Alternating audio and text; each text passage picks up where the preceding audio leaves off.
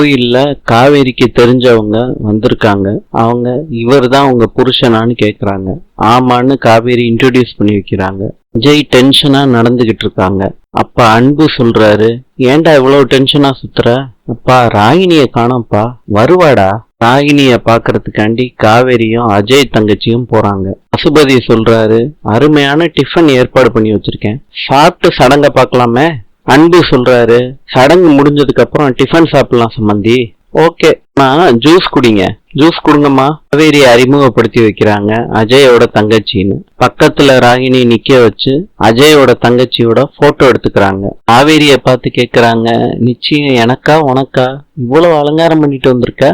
காவேரி, எனக்கு இன்னைக்கு டபுள் சந்தோஷம், அதனாலதான். பசுபதி கேக்குறாரு ராகினி கிட்ட, மேக்கப் எல்லாம் முடிஞ்சிருச்சாமா? முடிஞ்சிருச்சுப்பா. என்னம்மா சவால்லாம் விட்டீங்க, பார்க்க வந்திருக்கீங்களா கல்யாணத்தை? காவேரி, அம்மா பார்க்க தான் வந்திருக்கேன். இனி நீ ரொம்ப ஹாப்பியா இருக்கணும். எனக்கு சந்தோஷம் இப்போ வராது காவேரி, நீ இருக்கிற வீட்டுக்கு நான் வர்றப்ப எனக்கு நெஜ சந்தோஷமே அப்பதான் ஸ்டார்ட் ஆக போகுது. ஹாப்பியாரு, முடிஞ்சா போடி அப்படின்னு சொல்லிட்டு காவேரி போயிடுறாங்க. டேய், ராகினி அங்கதான் இருக்கா, யாருமே இல்ல, போய் சைட் அடிச்சுட்டு வரனா அடிச்சுட்டு வாங்க. சரியா நீ? ஜெய் காவேரி கிட்ட சொல்றாங்க, ஒரே ஒரு செல்ஃபி எடுத்துக்கலாம், நகைய தெரியற மாதிரி போடு. இப்படி இருக்கு காவேரி, கெத்தா ஃபீல் பண்றியா? இந்த வேஷம்லாம் எனக்கு செட் ஆகாது பாஸ். விஜய் கேக்குறாரு காவேரிய பார்த்து, என்ன பசுபதிய பார்த்து சிரிச்சுக்கிட்டு இருக்க? விஜய், நீங்க இன்னும் கொஞ்ச நேரம் கழிச்சு எனக்கு எதிரி ஆயிருவீங்க, நீங்களே என்னைய பார்த்து சிரிக்க முடியாது இல்லையா காவேரி? விஜய், புரியதானே போகுது. ஐயர் பத்திரிக்கைய வாசிக்கிறாரு. சுச்சு முடிச்ச உடனே பொண்ணு மாப்பிள்ளைய மேடைக்கு வர சொல்றாரு. தாம்பூலம் மாத்திக்கிறாங்க. 2 பேரையும் மாலை மாத்திக்க சொல்றாங்க. விஜய் மோதிரம் மாத்துறப்ப போலீஸ் வந்துடுறாங்க. பசுபதி யாருன்னு கேக்குறாங்க. காவேரி சொல்றாங்க, இவர் தாங்க. பசுபதியா? ஆமா, நான் தான் பசுபதி. என்ன விஷயம்? உன்னை அரெஸ்ட் பண்ணுங்க. அன்பு சொல்றாரு, தேவையில்லாம ஏன் சார் டிஸ்டர்ப் பண்றீங்க? பொண்ணு கடத்தின கேஸ், பொண்ணே கம்ப்ளைண்ட் கொடுத்துருக்கு. பசுபதி கேக்குறாரு, எந்த பொண்ணு சார்? யாரு? காவேரி சொல்றாங்க, நான் தான். என்ன கடத்தினதா? நான் தான் கம்ப்ளைண்ட் கொடுத்தேன். சொல்றாரு, உன்னை எப்பமா கடத்தினாரு? நீ தான் நகை போட்டிருக்கியே, நல்லா இங்க நிக்கிறியே. இது ஷாக்கா தான் இருக்கும், என்ன மன்னிச்சிருங்க சார். இது என்ன கேஸ் சார்? எனக்கு ஒன்னும் புரியலையே. கொடைக்கானல்ல பசுபதி என்ன கடத்தின கேஸ் நீங்க சொல்லி நானே இவரும் கொடைக்கானல் போனோம்ல. ஒரு நாள் நாங்க 2 பேரும் போன் எடுக்கலன்னு நீங்க பதறினீங்கல்ல. என்ன நடந்துச்சு தெரியுமா? யாரையோ பார்க்க போனாரு, நான் ரூம்ல இருந்து நடந்து வந்தேன், வச்சு என்ன கடத்திட்டாரு, அடிச்சு சித்திரவதை பண்ணாரு. சொல்றாரு, என்னம்மா புதுசு புதுசா சொல்ற? சார், இந்த பொண்ணு சொல்றத வச்சு நீங்க அரெஸ்ட் பண்ண வந்துட்டீங்க. என்ன கடத்தலன்னு பசுபதி சொல்லல, ராகினியும் மறுக்கல, விஜயே அப்படி நடக்கலன்னு சொல்லலையே.